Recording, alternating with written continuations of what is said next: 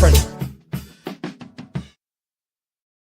Welcome to the show with your friend and mine. So tell me, Dr. Squee, who's it gonna be this time? We like to hear you talk, and we love to hear you listen. And if you are not subscribed, you won't know what you're missing. So welcome to the Dr. Squee Show.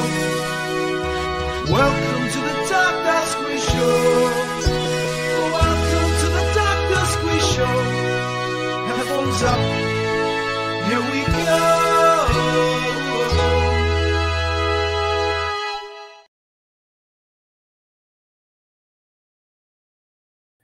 Hello and welcome to the Dr. Squee Show. I'm Dr. Squee and this is my show. If I remember to add myself back to the stream, it does help.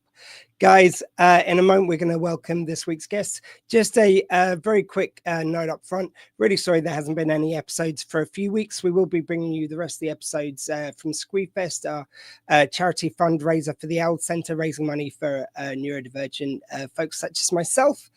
And the reason why I've been slightly radio silent recently is this week, starting tonight, I am in a play. So that's Desire Under the Elms at the Masker Studio Theatre tonight from Monday the 15th to Saturday the 20th of September. Tickets still available. Please go to their Facebook site to buy now. But that shameless plug aside, and apologies, I don't know what's happening with the credits there. I don't know why they were coming out odd, but I will sort that out for future. But to welcome this week's guests. So I'm welcoming an artistic partnership who created groundbreaking and critically acclaimed eco art together, as well as being at the forefront of peaceful climate activism here in the UK. They are the subject of a new documentary, Ackroyd and Harvey, The Art of Activism. Please welcome to the Dr. Squee Show, Heather Ackroyd and Dan Harvey. Hello. Hi. Hi there. Very nice to be here. Yeah. Thank you very much for joining me from, I believe you're in the UK, Heather, and Dan, you said you're in Italy. Yeah, I'm in Dorking, in Surrey. And yeah, Dan's sort of like surrounded by Prosecco. I like that and say an acclaim for the show. Like we're all the way from Dorking to Italy. Yeah, I'm in Zuel di Qua, up in the mountains north of Venice. Oh, yeah. Lovely. And just very quickly, I want to mention up front, and not to put you on the spot to talk about it at all, but you mentioned at the end of the documentary about your health struggles, Dan. I hope everything's going great, and just to wish you all the best. You don't have to talk about it at all, just to pass that on. Yeah, no, I'm fine. I think it's the rest of the world that seems sick to me, but we won't talk about that, or maybe we will later. Oh, I was going to say, I've got a few questions along those lines. I mean, I've got two people at such forefronts of activism. It seems rude not to ask a few present questions about stuff going on at the moment. Before we start, just also to say that for anyone who watches, they might know I have some very brief notes. I try and keep it as conversational as possible. At the moment, I was just talking to the guys saying that I'm experiencing some nerve pain. With that and the stuff I'm taking from nerve pain comes a bit of distraction. So I've got a few notes just so I remember details, especially since I did want to ask about some of the specific bits of art that you guys have done. So I wanted to get the details right. Something I kind of want to sort of like jump towards the end of the documentary, because we go through this wonderful journey of your art journey together and your marriage. And it ends by letting us know, and I hope this doesn't spoil anything, but it's sort of public knowledge that you guys have separated and you were just sort of starting on your journeys separately. And it's kind of, it becomes something kind of different again of looking back at that career. How did that feel for you guys to be doing this at this time? Was that coincidental? Was that the impetus for this? So Fiona started filming specifically our work and talking with us to camera in about early 2019. And in May 2019, Dan and I finally tied the knot after 30-something years, 29 years of being together. We have a daughter as well. And then, so Fiona sort of like was very much looking at XR and Culture Declares Emergency. And, you know, then eventually she started to need more of a focus to the film to tie it into a more of a story. And that sort of became where she said, look, can I stay with you as a kind of the narrative thread through this? And we agreed to that. And then, of course, everybody will remember 2020, we went into lockdown. And that was also the time that, you know, Dan and I went into crisis about our relationship. He was actually living around the corner, but we just felt it was very, very important that the meta-narrative around the climate emergency and the biodiversity, the environmental crisis, was always going to take center stage, and that we didn't want to turn it into a soap opera about us. So we had to really keep that balance very much in mind. I'll pass over to you, Dan. Yeah, I think, I mean, the whole of the period that Fiona was following us was very historically very particular, I think, with the work that we were doing, but then with the onset of COVID, the rules that came in, the separation. I think during COVID, most couples maybe hadn't ever spent so much time together. I think for Heather and I, we'd never spent so much time apart. So, and yeah, our separation, those things aren't often easy to talk about, but there are a lot of things that aren't easy to talk about. And actually, it's very good to be honest and talk about those things. And I think, I mean, there are elements in the film that I find a little bit complicated, but relationships are complicated and things change. And what is very good is that Heather and I still manage to keep a working relationship. And by the looks of it, we have a lot of work coming in, so that's going to continue, whilst we are both hoping to find time to continue with some of our more personal works, but we'll have to see. I'm so glad to hear you say that, because we do need you guys out there, and it's nice to hear that you're finding space to work on stuff yourselves, which is definitely the feeling I got at the end of the documentary.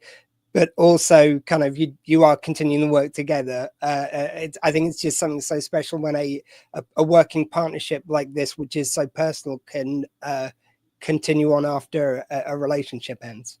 Yeah, or, you know, at stage of the relationship, I should say. In a way, you know, because I began to realize that we were our relationship was thrown into this sort of really rapidly moving river. I'm using this metaphor, and then we'd sort of hit these torrents, and I can only describe that our work became the life raft, that when we kind of got back into the work and kept our focus on the work, then actually we could study what was happening around us. And it would have felt, I think, quite disingenuous not to discuss it, because we also do know that, you know, as Dan mentioned, many couples were going through crisis we're all going through crisis, an existential crisis with the pandemic. And then it was very, very challenging for many people's relationships across the board. So it would have felt disingenuous not to be honest. And to some extent, I see our work as being, I might use the word, the sacred element to some extent. And I think what happens in the domestic level is the human dynamic. Yeah, definitely. And I think anyone who's been through that, and I went through something during lockdown with my now ex-partner, and yeah, I think you can hear exactly what you guys are saying, and there's no kind of, like, you being very honest, but what you're kind of like still processing as well. And just it was just so relatable. I found that. I wanted to talk about, like, the kind of logline, if you like, which has been used for the film, is the intersection of art, activism, biology, and ecology. And as someone who considers myself somewhat of an artist, that makes sense to me. Obviously, our surroundings and our kind of environment, internally and externally, kind of always shapes our art, whatever kind of form that's in. But it's kind of, we're at an interesting moment where I feel like it's almost like that concept is being kind of like, vilified, kind of like, any kind of connections we've got are trying to be severed. And Can you guys talk a bit about that connection and kind of like the challenges that we're facing with that at the moment? Yeah, I mean, Dan, do you want to pick up here? Do you mean the changes, what's happening in terms of the global dynamics here? Well, it feels like anyone who kind of like works towards kind of anything ecological is seen as woke. So it's kind of been weaponized, this kind of connection we've got with nature. Yeah. And that's so crucial to art, you know. It is. We are nature. Yeah, I think, I mean, with me, a lot of the work that I was doing in the 1980s prior to meeting Heather I was using a lot of bones, found objects, and to me it was very much looking at the way I perceived the world around me. And although I was using a lot of skulls and bones, it was very much about life. And I think that's why, or how Heather and I first met. We both were using living material, grass grown from seed, within our works. Yeah. And I think when we first started working together in 1990, maybe the environmental situations weren't the mainstream of our work, but over time, when you're observing natural processes, trying to learn from them and trying to use that in a creative way, our work became more and more relevant to what is happening with the planet around us. We were involved with Cape Farewell. There was a series of projects going up on a very small schooner in the high Arctic, and with artists and scientists, writers, musicians, and having conversations in a very intimate, little confined space out in the most rough seas at times. I mean, and that somehow really cemented things into a process we had of working. We were also meeting with other scientists at various events, but I'll pass back to Heather. Yeah, I mean, I think, we are nature, and, I think there is this sort of ability that some humans have to somehow wish to make us, into this position of almost being like deities, and that we can behave and continue to do some pretty appalling things to the planet. And I don't think everybody is of that way, to be honest. I think we can see even now that figures are now dominating the global picture, who I see at heart as being very aggressive, violent men. And what is happening in America, where every environmental law has been shredded. I mean, it's an incineration of decades of work, and it's not much different in the UK either. Yeah, no, I mean, we've just had a situation here with Musk, looming large on all of these big screens, and so the issue is that these characters really hate the environment. They really have a problem with the complexity of evolution of the planet Earth, I feel. Turn it all into one great big freaking golf course. I think it's about admitting that something's bigger than them. It seems to be like they can't just admit that something's beyond them, or or above them, around, like they aren't the biggest thing. I think, I mean, the problem is they become the biggest thing if they have the money and the power to get the media and their story out there, and to sort of slightly squash or rein in the other voices. Then unfortunately what you do hear is a lot of their voice and not enough of voices like ours. But there are an awful lot of people out there doing an awful lot of really good things, but you have to look for them slightly harder, perhaps. Yeah, I think there is, it's often, obviously the press is going with a really big, waves, that are happening and the big events. But, we can see a lot that happens, even where we live here in Dorking, or where Dan is in Italy. You can see a lot happening on the micro level that's making big differences on a smaller scale, and it's kind of stitching those together. Yeah, it kind of leads me on to something else which I want to talk about, because you've done a lot of work with protests and direct action like that, peaceful protests. It's kind of always worth highlighting. And at the moment, we've got a civil rights lawyer as a prime minister who has done everything to curb a lot of peaceful protest and just any organization which is just not in lockstep with the government. And at the same time, far-right organizations who injure police officers seriously in the line of duty seem to have more and more latitude to do that because flag, I guess. You know, how do you kind of square that? Like, how do you keep hope in this moment with peaceful protest and being able to exercise that when it's being, as we've been saying, so challenged at the moment? You know, there's people in prison now for, you know, going to be serving another 3 years. People are threat of being deported. I mean, it's incredibly. I mean, what's happened is, I mean, of course, those laws, you know, the Police and Crime Sentencing Bill, were put in place underneath whilst the Tories were in power. But you know, there's no appetite from the Labour government to repeal them or to shift or change them.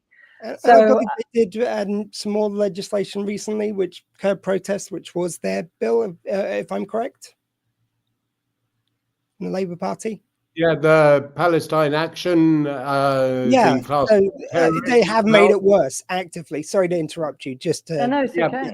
Yeah, they have. I think what is interesting though is that so many people, as with Extinction Rebellion, are offering themselves up and saying, "Arrest me, then."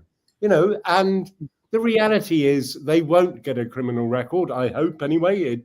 And it seems that there isn't a leg to stand on that you can be arrested as a terrorist for holding a piece of paper. I mean, there are stories in the film that shows us in a Quaker meeting house in Dorking talking about the April Rebellion with the Extinction Rebellion in 2019.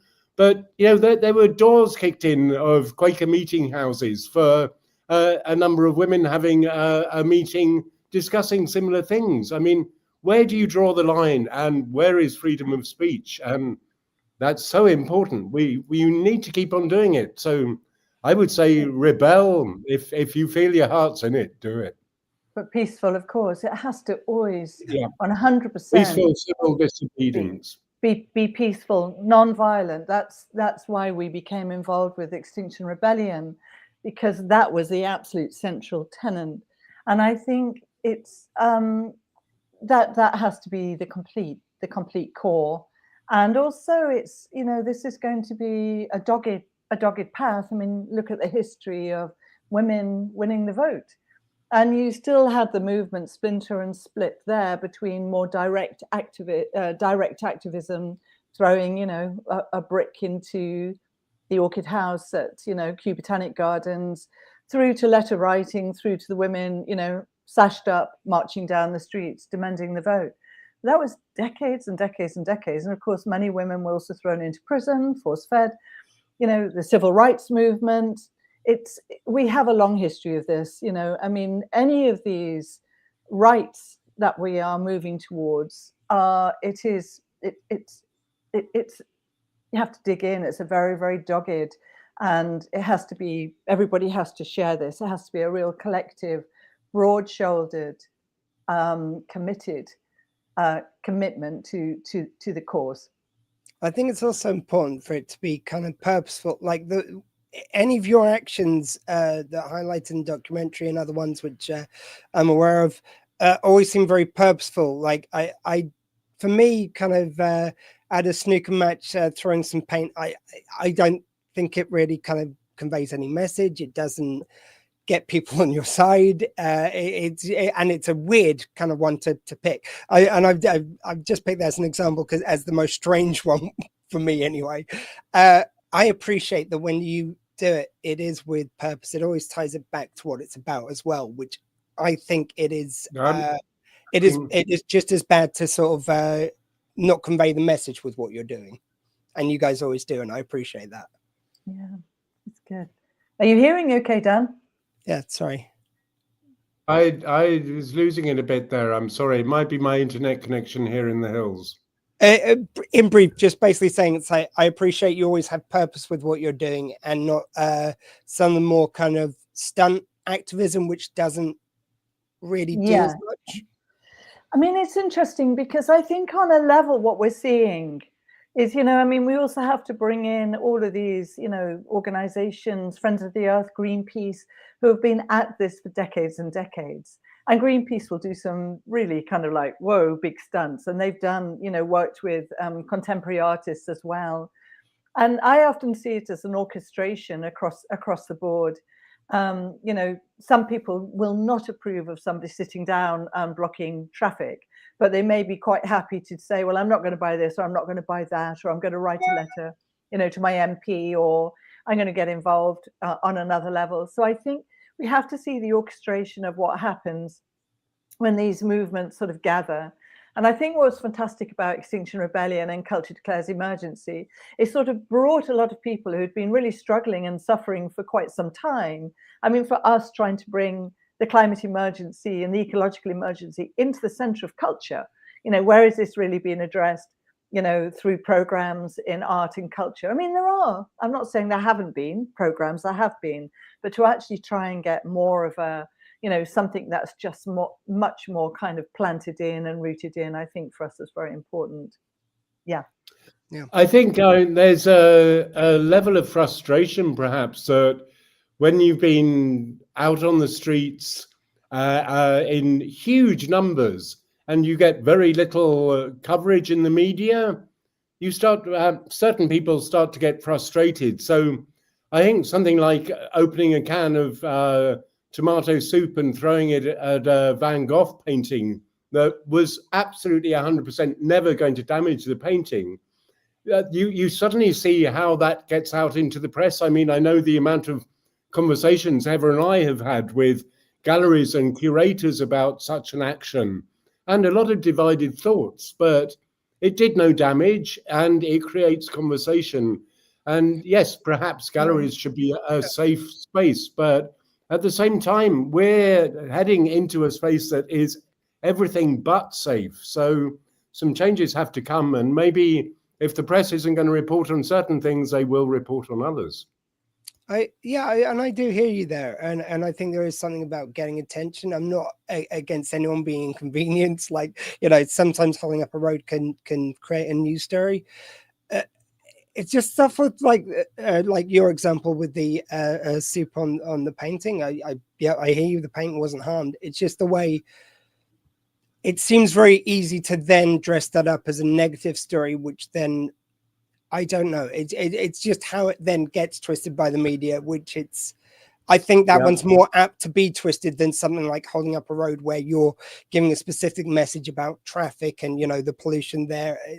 But that's my only question. I'm not, you know, I'm not saying those people were doing anything wrong. It's just that's my fear with it. I think, you know, I sort of see it as these sort of like luminous sort of, there's these moments where there are these catalytic reactions. XR just felt like a catalytic reaction, and so many people gravitated, and it was luminous, and it did have a huge amount of publicity. And of course, you know, the British, you know, the UK Parliament or declared a climate emergency. The government did, but the UK Parliament did. But, you know, actually now Labour, Ed Miliband, they're enacting all manner of different, you know, they're taking it all very, very, very seriously, but they still don't want the bother of the harder core actions. But Just Stop Oil have stepped down because the government have declared that they're going to be really driving forward lots of policies and lots of, you know, they're going to implement it. So, you know, Just Stop Oil has said, well, this is what, you know, this is now we've arrived at this point, and we'll carry on and support where we can in our own different way. So, you know, I think there have definitely been results. There's been a change of government, but we're in a very precarious situation because at the moment we have, you know, a mounting threat through Farage and through Reform, which has, you know, is using all manner of different tactics to draw attention, and the bad boy behavior seems to win out. I mean, Reform won 4 seats, and so did the Green Party, but the Green Party don't behave with the same sort of stirring, you know, kind of big bully boy tactics.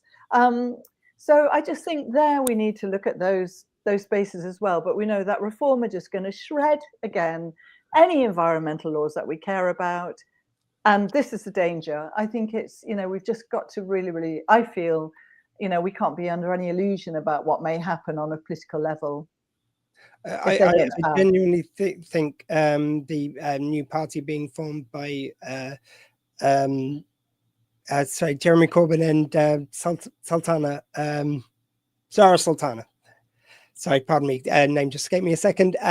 Zara Sultana and Jeremy Corbyn, I think having something on the left equivalent, I think, is really important in this moment. And I think they seem clear enough messengers that I think the reason why the right kind of managed to get their message out so clearly, as much as it may be hateful, is because they always stick to a narrative. They're always very clear with the narrative. And I think the left kind of watered it down a lot over the years, seems to be placating the right more at the moment. So I think we need that strong force to the left. But anyway, that's going on to my side. Well, they stick to the story, but they can lie through the back teeth as well on this issue. Yeah. So you stick to the story. But Thing that's hard to find, I think. But that's how I think they control the narrative to twist the truth, because they keep on saying something until it feels true. And I think we need to be that with the truth.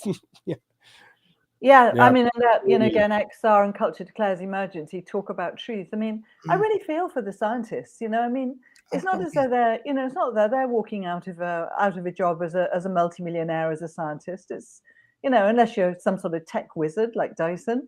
Well, the point. Well, he was an engineer, but the point is that the science was proved at the end of the 1800s.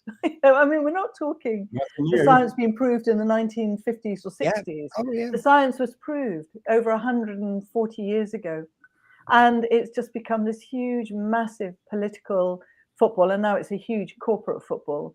Actually, football isn't quite the right word, but it's just become, I mean, and people are dying because of because these environmental protections now are being stripped away, or aid is being stripped away.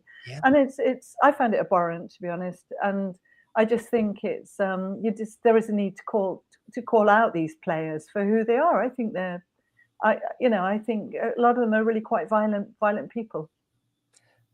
I do want to ask you about some of the artworks featured, but just quickly before we move on the grounds of accountability, which you mentioned there, Dyson, of course, which big Brexit supporter then moved as soon as it happened. Anyway, so we'll go on to some works of art. I am going to lose the name of it now. Oh, sorry, it's Dilston Grove in 2003. Something I found really interesting about this, and sorry, that's a very sharp cut, but thank you very much. Yeah, it's fine. Let's go for it. Yeah, that was lovely. But yeah, what I thought was amazing about this was it was, you now see on buildings, they do grow walls like grass walls to help the environment, and also for the aesthetics of it as well. And I think it's amazing. Not only was that work really great, and I found it really great, it was sensorially involving, which as someone who's learned a lot about neurodiversity over the last few years, I found that really interesting. And I think that's really great for people like myself. But it's also, do you think that was directly related to them one day growing these things on the buildings? And, do you think that led to that? Or, do you know about any link to that? I mean, I think there has been a history of living and growing walls. There's the French architect de Blanc, who has been experimenting with it for a long time. But for Heather and I mean, we first started working together in 1990, and we grew a vaulted ceilinged room in a village, Bussana Vecchia, in northern Italy, which is a squatted artist community, a very peculiar place. But I think when we did that, we became aware of this quasi-religious sort of spiritual effect of being surrounded by the color green, the atmosphere changes, the humidity, the oxygen, the smell, everything shifts, which is why Dilston Grove was the interior of a derelict church, one of the first concrete churches in the UK. In fact, it was built by the same people who built the old Wembley Stadium. It was designed by them, but it had been derelict for a long time. And it took us, I think, many, many years to actually find the right location. and then to be able to raise the budget to do that piece. But it's one of the pieces that, for me anyways, is one of our strongest earlier works. I mean, the idea for it was a deconsecrated church. The idea actually was the very first time Donna and I worked together in 1990. And the idea sort of like came in, you know, kind of popped up, bubbled up along with the idea of doing the grass coats.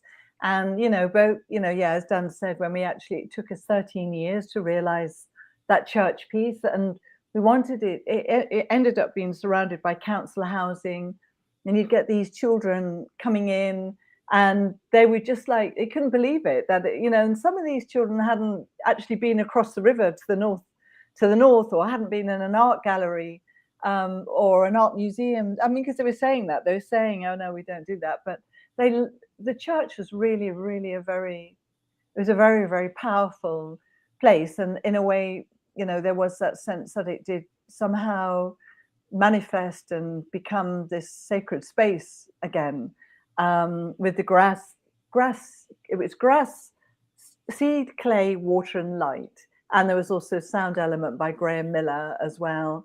And yeah, it was mesmerizing, actually. I mean, we had a young kid trying to get her to school, get up to London. Dan would go in for the early waters, I'd get her to school, and then we'd sort of come in and, you know, kind of do what we had to do.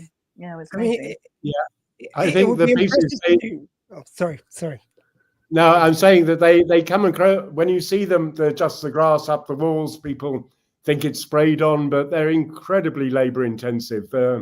The surface that we pump into is very thin. If it dries, it will shrink and crack and fall off. The maintenance is all the time very, very relevant. You get wildlife, mice and things in there, can be problematic. I mean, but it's done through a passion. We had a lot of scaffolding towers. Everything was planted by hand, really. So yeah, but the effect is. It's very, yeah, it was physical. It was, you know, it was always very, very physical. I'm not sure how much longer, you know, I mean, we did the Fly Tower on the National Theatre in 2007, and that felt like, you know, climbing the north face of the Eiger, you know, up there at 1 a.m. I think then we said never again. Yeah, no, there's so many times we say never again. At 1 a.m, watering. And then we forget, and, you know, and then, but, you know, to be honest, I think it is where we're in our element, to be honest. It's, you know, it's where it is the happy place. I mean, in the sense that I'm not trying to be cozy about it, because, you know, to get an artwork, to make it work, it's a very rigorous process for us. And the seed, you know, we've had numerous times over the years where the seed, for one reason or another, hasn't germinated in the time we thought it would. And it can be a very, very, you know, difficult time. But we just, you know, again, it's that kind of what I use, that keep using the word dogged, but it is that kind of dogged commitment to kind of making it happen. And then there is just that huge relief and release, and then you can actually share the artwork. And it's great. It's collaborative, and we love working with other artists, and all across the board. We work with scientists and ecologists, and very open in our kind of, you know, attraction to who we can work with, and, you know, that's all very healthy. Yeah, I was actually going to say what you said, Dan. It's like, especially if you go back that many years, like even 22 years, it would be, you know, it would be even more difficult then than it is now. Like with Living Walls being more popular, there's obviously the architecture and how it's done is more readily available. But you guys were doing it the hard way. Yeah, we did it the hard way. I mean, we you know, in our early years, we were always working in derelict spaces, and, you know, we still had to get permission to go into the derelict space and make sure if the public were going to enter, that they were going to be safe and all of this. But it was just, you know, there were so many ideas, you know, that we were playing with. It was, you know, it really was, again, you know, so many ideas are pouring out of us, and we've kind of extracted those over the years and returned and finessed or rediscovered elements of our early work. You know, we still have ideas kind of like, you know, glinting away that we still would like to realize and bring into being. I mean, to some extent, we have definitely, you know, the activism has definitely taken more of a center stage. And sometimes I really want to be Alice again and go back down the rabbit hole, to be honest, you know, and just kind of just get caught up in the absolute mesmerizing, weird and wonderful, surreal nature of the world. Maybe that's the way to go. Maybe I should just do that. It's going to Wonderland. It can't be any worse. Yeah. The other one which I want to ask you about was the 2012 history trees. That was really lovely. So you took some, it was for the Olympics, you took some fully grown trees and you put rings around them which told the history of the area they were from. Am I getting that correct? Tell us a bit about that piece, and what a wonderful celebration of the country when we were hosting the Olympics. I think, I mean, when we first heard about the potential commission and applied for it, they wanted something that had a very small footprint on the ground, that was tall and visible from a distance as a wayfinder marking post. And I remember Heather and I talking, and we were trying to think, there are so many sculptures that you see that get put out into the public space. And after a period of time, they lose their relevance, they lose their sparkle, so to speak, or they don't look so good. So what could one actually use that would increase or get better with age? And we came up with the idea of mature trees that you could still get then that were grown and transplantable, because the tree needs to be lifted and turned to keep its root mass. And I think the largest tree we planted was 13.5 tons. I mean, these were big, big trees. Unfortunately, not all of them have survived, but I think that was the thing. It was also that song, "If You Love It, You Should Put a Ring on It," at the time, which was around. So, tree, if you love them, so we put a ring on them. Yeah, the rings. So we spent weeks gleaning through the London Museum archaeological reports. So they did over 100 shallow trenches, and they did 10 or 12 deep trenches. And we had the 10 trees around the Olympic Park, and we just were just going through all of the information where that tree was and what was found in the vicinity of that tree, and that was engraved onto the rings. And we were working with an amazing engineer, and it was called Expedition Engineering. Is that right, Dan? Yeah. And yes, yeah, and they could. So from a distance, it looks as though there's this sort of 6 meter diameter, 1.5 tons of ring is floating, and it's beautiful. And the trees absorbed it, and the trees grew. The trees have managed this ring. They've grown with them. And we have, trees there that are still very healthy, which is good. But I actually had a section of a ring delivered back to the studio this morning because somebody stole a ring a few weeks ago. And it's been happening that they're after the bronze. So it's really hard. We've lost, we've lost a couple, but I think it's the sign of the times to get one of those rings down. They're very high up. They're on these very thin cables, but you're risking your life cutting those cables. You're risking imprisonment cutting the ring up with that angle grinder on the ground. And yet people are being pushed to this level. It makes you question the society we're in. The people are so hard pushed. The bronze ones I can imagine, but they've stolen a stainless steel one too, which has very little scrap value. It really is a sign of the times that we're living in. Yeah, it's been tough. It's been tough over the last couple of years on that project, to be honest. But also just staying behind the trees and making sure that they're surviving. This year's been really hard. We've also been planting these trees with Arboises acorns, which are circles of 7 oaks. We've planted 3 circles. These trees we've been growing for 18 years, and I'm still umbilically attached to them. They're still feel like they're 4.5 meters tall, some of them, and they're beautiful, but they've had a really, really tough summer, tough spring and summer, because there's been hardly any water. So but they're doing okay. Yeah, they started off like this, so the fact that we've got them to or getting them into the ground now allows them maybe to live for hundreds more years. So it's a lovely project. And it's fascinating to think of a tree going on this journey once grown. That's just there's something kind of fantastical about that as well. Have you got enough time for just a couple more questions? Yep, I think so. You okay with time, Heather? Yeah, say that again. Oh, just checking you're okay for a couple more questions. Yeah, of course, definitely. Yeah, we're here. Just when we started a little bit later, I want to make sure I wasn't. No, absolutely. No, enjoying the conversation. Yeah. I really want to, first of all, just this is a shout out more than anything. Just there was a lovely retired cop in the documentary. Steve is all they kind of gave of his name, but he was a pagan, and it was just so nice to see that represented in the police force, which is a community which I've never really heard of represented within the police.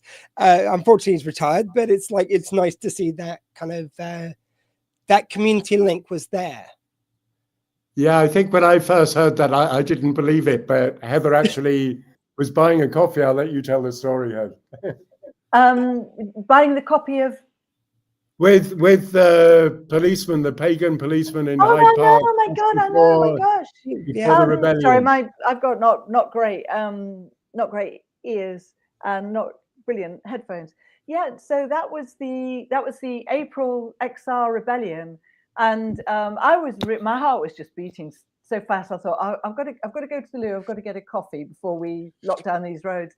And we went across to the Serpentine cafe at the gallery, and I was waiting in the queue for the coffee. And I looked up, and there was this tree-tall man in front of me, and I suddenly thought, oh, he's a police officer, and he sort of.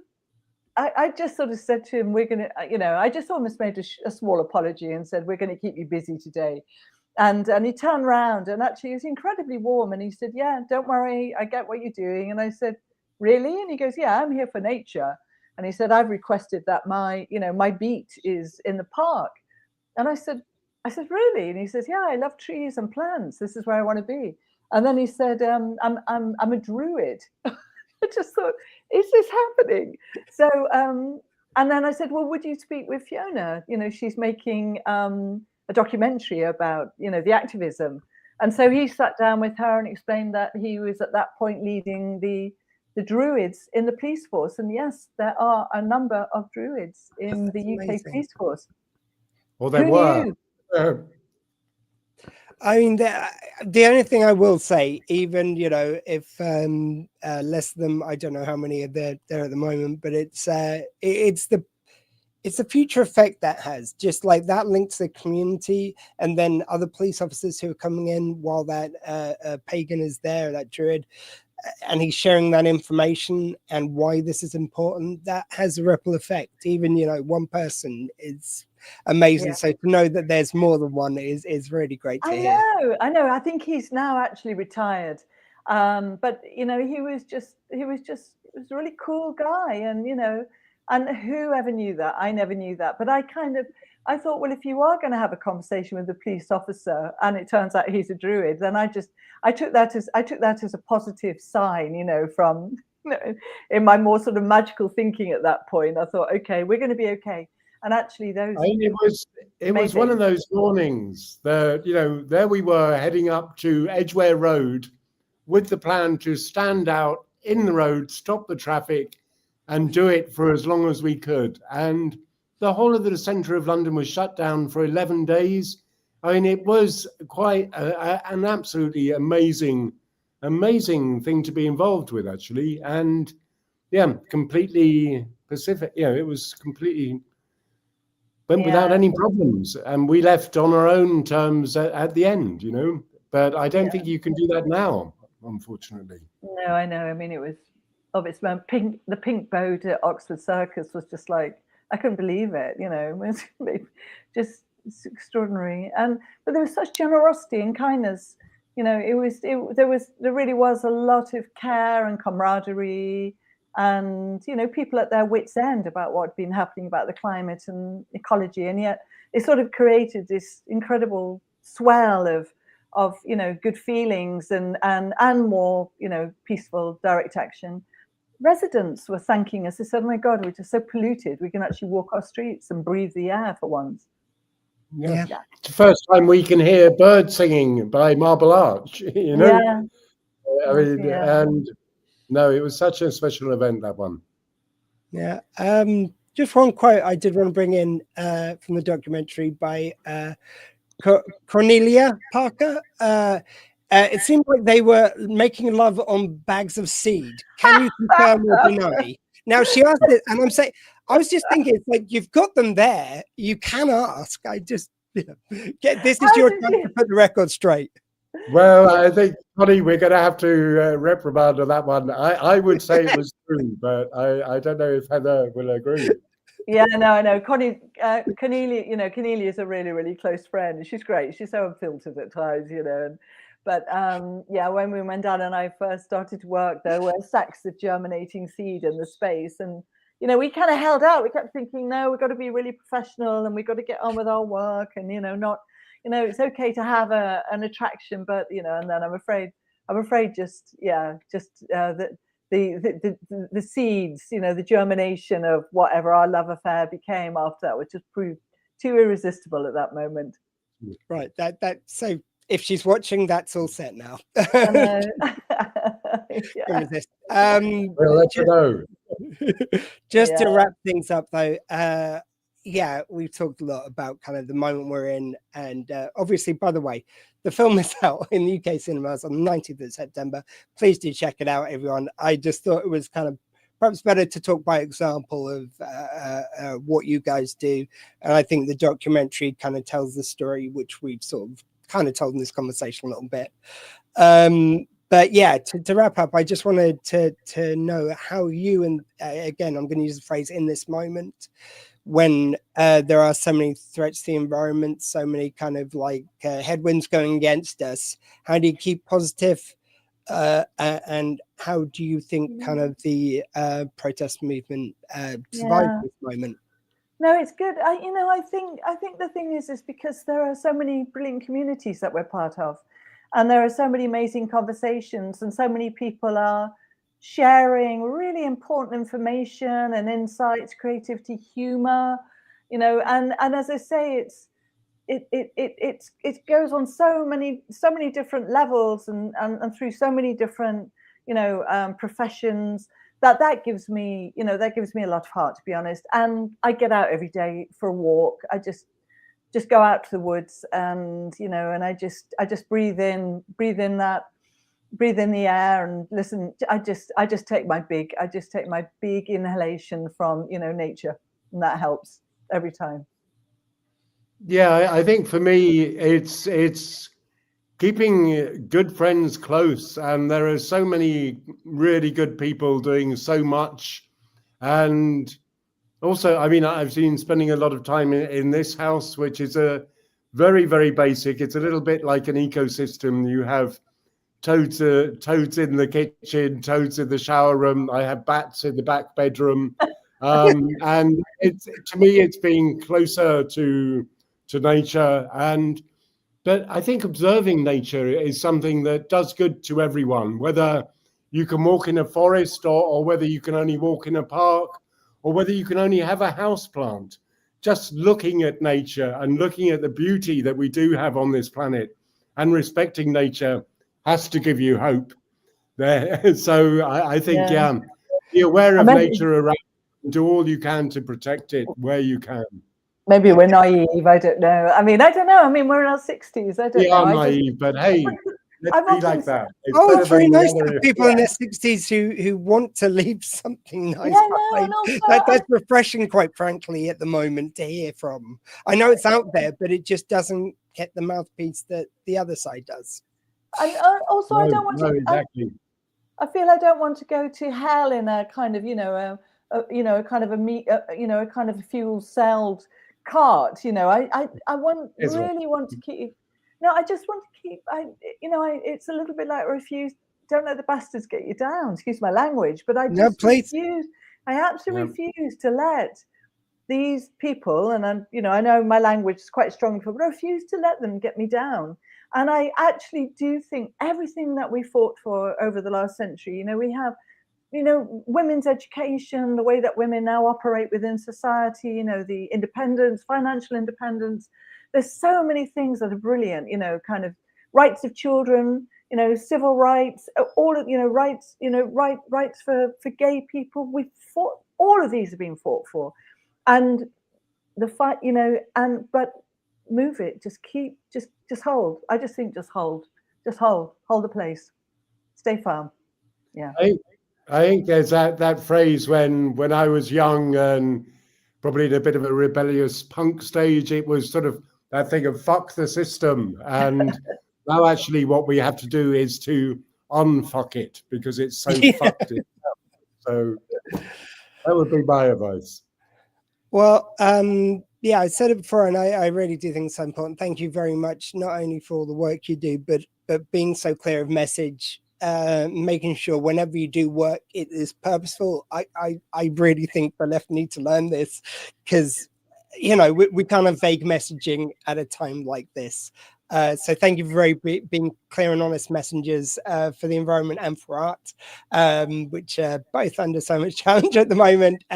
Just to show the poster, it's Ackroyd Dan Harvey, The Art of Activism by, sorry we haven't talked about her as much, but by Fiona Cunningham-Reid, who features in the documentary as well. It's wonderful. Your daughter's in there, and it's just I was really surprised as well, just to end on this, that I don't follow art particularly as in sort of sculpture and that sort of side of art, I feel like. But it was when I was like watching the documentaries, like, oh, I do remember hearing about that around the Olympics. I do remember about that kind of installation in the church. I do remember that slightly uncomfortable conversation where you had to explain art to Richard and Judy. You know, it's surprising. Like, you guys have permeated the culture, even if some people don't follow you. I think in this documentary they see lots of stuff that they do recognize that they've seen over the years. So thank you guys. Thank you, and all credit to Fiona. Thank you for having us. Well, thank you very much. We really appreciate it. Okay. Thank you. I've been Dr. Squee. That was my show. And guys, in a world where you can be truly anything, please live like you've got two hearts and be kind.